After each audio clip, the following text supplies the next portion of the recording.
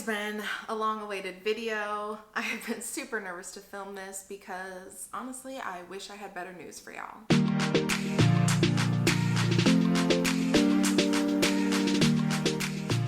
Hey guys, it's Ndivisi and welcome back to my channel. I hope you guys have been having an amazing start to your October. I just want to say thank you so much for all of the love you've been showing me on my recent videos. It means so much to me and I'm so glad that you guys have been enjoying the content because I've really been enjoying putting it out. I do want to let you know I will be talking about my kitty. I will be talking about inner. Wait. Oh my God.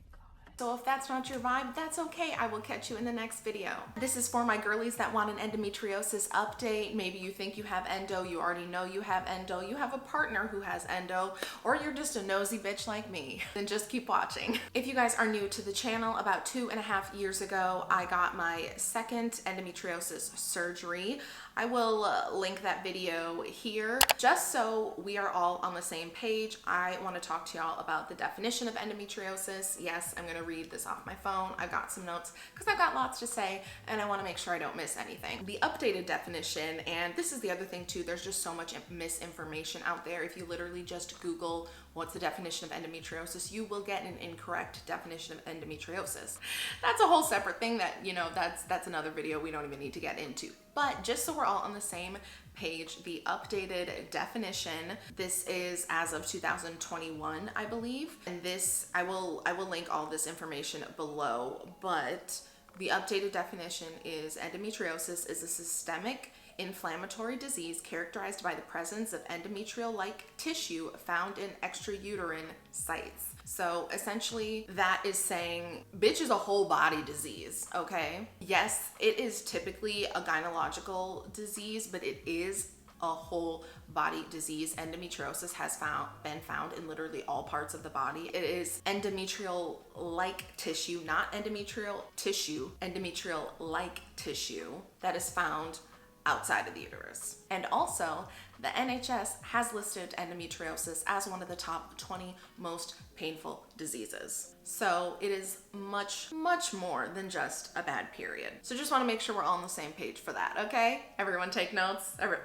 So it unfortunately took me about 13 years to be diagnosed with endometriosis. I always had painful periods. I always had heavy bleeding, super debilitating cramps, pain during sex, frequent urination, painful urination, pain if I didn't go to the bathroom immediately, like debilitating pain. I would have pain with my bowel movements, super, super intense bloating to the point where it was like painful to even have anything touch my stomach. I had really irregular periods. I was chronically fatigued, abdominal cramps on my period and not when I'm on my period.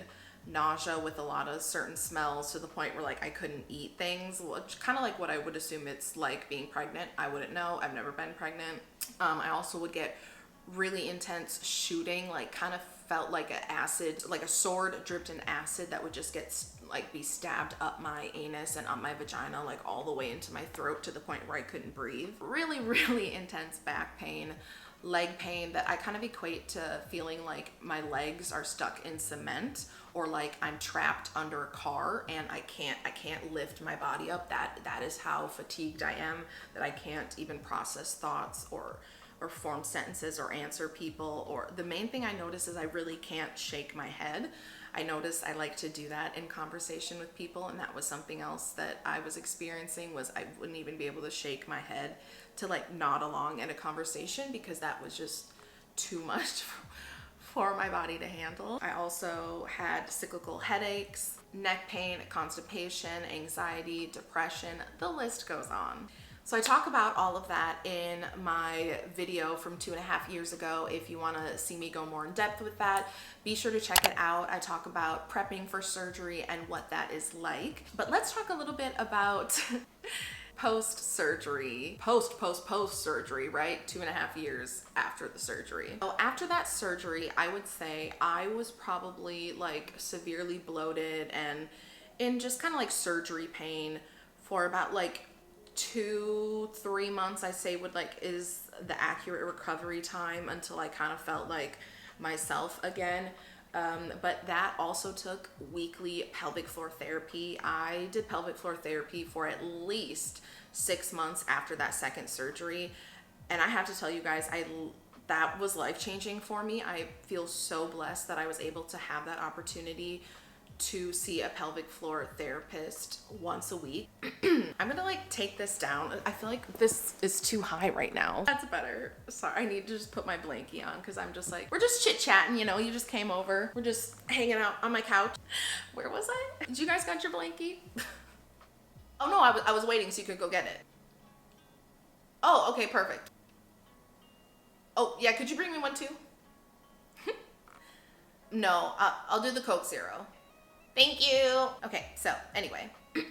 Oh yeah, so I started working with my pelvic floor therapist, and life-changing because one of my biggest, well, not my biggest goal, obviously my biggest goal was to just make the pain stop, but one goal as a 20-something-year-old, now 30-year-old, which no, not even like now 30-year-old, now 30-year-old, okay, because we're very excited to be 30. Happy to be here, really, honestly. Thank you for having me. So one of the goals was to, I don't know, not have painful sex. So I worked on that with my pelvic floor therapist, and I must say I am cured, okay? Okay, work.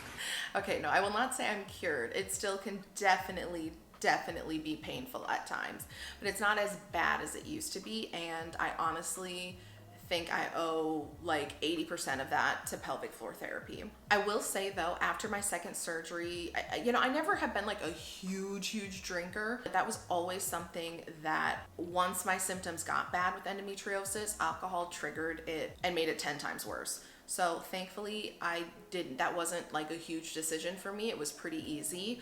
After my second surgery, you know, my doctors were all recommending like cut out alcohol, cut out coffee, cut out blah, blah, blah. And it's like, okay, I was like, coffee? Right to jail, right away. That's crazy. But alcohol, I can do that. So I really don't drink anymore.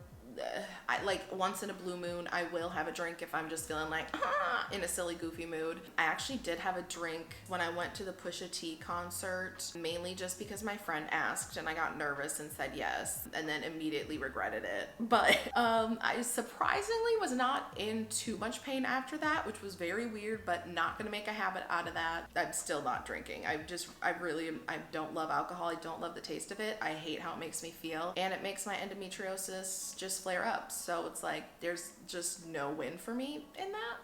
But yeah, so cutting out alcohol, I feel like, and some like spicy foods, and like limiting my dairy, I feel like that has helped. I don't think I could ever cut out dairy, but she's limited. Just getting a little resituated. Ooh, sorry y'all. I haven't even eaten dinner yet, so I don't even know what I'm burping up. How do I genuinely not remember what I had for lunch today? Did I eat lunch today?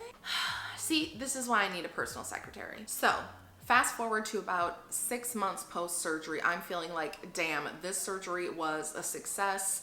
I'm able to have sex again without it being super painful, which is important, you know, because like everyone wants to have sex with me. Every fucking person in this place fancies me. You get it. You know how it is. But it's like, was I still in daily pain? Yes, but the daily pain was at, you know, a level 2 or 3 when I'm used to a daily pain level of 8 to 10. So a win is a win, you know? A win is a win. So a year and a half after surgery, this puts us at like fall of 2021 when my life starts to crumble like a cookie. And I'm like, let me move my ass to Minneapolis and start fresh. Bam! Up until that point, my health had honestly been pretty freaking good. If you guys watched my Where Have I Been video, you know I got robbed. A little bit ghetto, you know, a little bit hood. But when my friends and I moved me from that first apartment in Minneapolis to the place that I'm in now, it was 3 of us, okay? I was about to do this. It was 3 of us, okay? 3 of us. And I think about that very often, and I just could not imagine me having the capacity to do that right now, physically or mentally. So my health couldn't have been that bad. at that point, because it was just me and two of my best girlfriends who helped me move. So, and we moved like everything, hauled it out of one apartment to another apartment. So, you know, for a long time, if you would have asked me, would 100% have said my second surgery was a success. And I still think it was a success. Why can't I say success? Oh my gosh, is it maybe because the surgery wasn't a success that I can't say the word success? Success. Okay, that's weird, right? That's weird. As y'all know from that Where Have I Been video, my anxiety got real bad when I moved to Minneapolis. But I really wouldn't say that my physical health declined immediately. That was just my mental health. I really don't think my physical health started to decline until my job started to get very overwhelming, which puts us literally at the 2-year mark post surgery number 2, which is unfortunate because the gap from surgery number 1 to surgery number 2 was 2 years. And I was really hoping that surgery 2 would last me longer than 2 years before I would have to end up back in the OR again, scrubbing in. But just like clockwork, around the 2-year mark, my flare-ups start getting really bad again. And I don't know, is it because my job just got really overwhelming and I was being overworked and underpaid and underappreciated and disrespected? Is that why my body started to act up? Or is it just because my body was like, all right, bitch, it's been 2 years, you had your fun, time to slice you open again? You know, I don't know. I am not Sway. Unfortunately, I do not have the answers. I don't regret getting that second surgery at all. I mean, that gave me a good 1.5 years of feeling like a somewhat normal human being, to the point where I wasn't really even plugged into the endometriosis community like that, because I feel like I kind of for a second got my life back. And endometriosis was like, bitch, You can't get rid of me, bitch. sit down, okay? You are disabled. Like, okay, I'm listening. I've just been really like realizing a lot of things this year. And everyone around me, we're all just like realizing things. Specifically that I am disabled. That used to be something that I would have never said or admitted, because we as a society are made to think constantly that people with disabilities are less than. I mean, just take a look at the last 2 years. Everyone has said, well, it's just chronically ill, sick, disabled people that are gonna die. So you know, who cares? It's not like they're actually people, as if we don't contribute anything to society. It's been really messed up to see and to deal with. Even just, I went and visited a friend in Chicago, and while I was in Chicago walking around on day 1, I was already like had maxed out my physical ability for that trip. I paid for it for a 1.5 weeks after that trip. I was in so much pain just because I wanted to go visit a friend and just kind of walk around Chicago. And you know, it's not like I was doing handstands and doing like, you know, I'm literally just walking, and that puts enough strain on my body that I'm getting shooting pains up my leg all the way in my back. It's a lot. It's a lot to deal with every day. It's exhausting on top of the chronic fatigue. I'm tired a lot because my body is fighting a lot constantly, 24/7. And I think that's hard for people who don't, well, I mean, I imagine it's hard for people who don't have a chronic illness, because you don't get it. You can't imagine, you forget, you know? We can't forget. It is constant. It is chronic because it does not go away. I am sitting here right now in pain. My lower back really hurts. And I'm thinking, how much more shit you gotta say? Because because I need to go put some icy hot on. Also, sorry for the light, y'all. You know, I am always filming during golden hour while the sun is setting, because that's just who I am. So, but I used to think, you know, I'm not disabled, I'm not in a wheelchair, or I should just hide how much this disease is affecting my life because other people have it worse, or I don't want to seem like I'm attention seeking. But I know that other people talking about this online has helped me so much, and that's what drives me to continue to just put my ass out there, because if it can help just one of you who's going through this, to find your community, to know you're not alone, to know you're not crazy. Your feelings, your pain, all of it is valid. We deserve better care, but we're not going to get better care unless we make noise about it. I'm not here to hide my pain anymore. I've started wearing my TENS machine out in public. If I'm having a day where my back is just in so much pain, or I'm having hella cramps, my little TENS machine, if you're someone who has chronic pain, honestly, getting a TENS machine is a life changer. I have multiple of these, and I used to just wear them when I was home alone, and like never do any of my treatments or things in front of people, because I didn't want to seem weak or let people see how much I was really going through, so they would you know, I didn't want to be othered, because I saw how the other people who came out and talked about that shit were treated and how it was used against them, and I didn't want that to be me. I just don't really care anymore.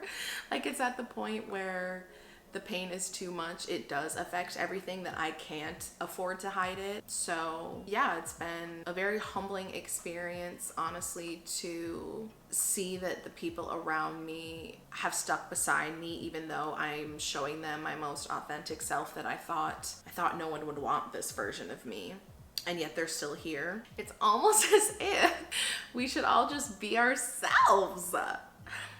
I don't know, y'all. It's a lot to cope with, to accept that you are disabled and that there are limitations to the things you can't do. I can't just go to the Mall of America anymore and shop for 3 hours until to my heart's content. I can't do that. I tried to do it and I only lasted for an hour and almost had to call someone to come pick me up in the middle of the mall because I was crying because I couldn't move my legs anymore because I was in so much pain. I had overworked myself just from walking in the mall for an hour and a half that I could no longer move. That's hard. That is fucking hard. And I'm not gonna pretend that it's not. There have been many nights and days where I cry because I can't do the things that I want to do.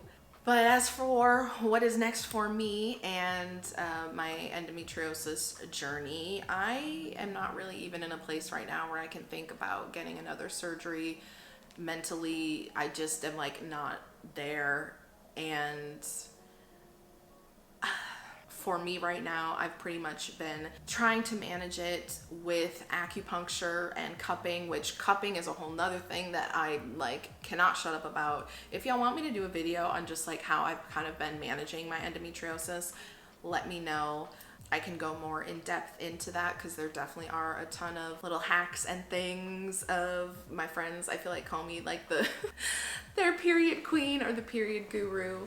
Even though endometriosis is not just a menstrual disease, it is a whole body disease. I have a lot of tricks and things that have kind of helped me through that. So if you guys would want to hear about that, let me know. But yeah, finding the right pharmaceutical meds for your mental health, a mixture of like Chinese herbs, CBD, cannabis, all of that has just been a lifesaver for me.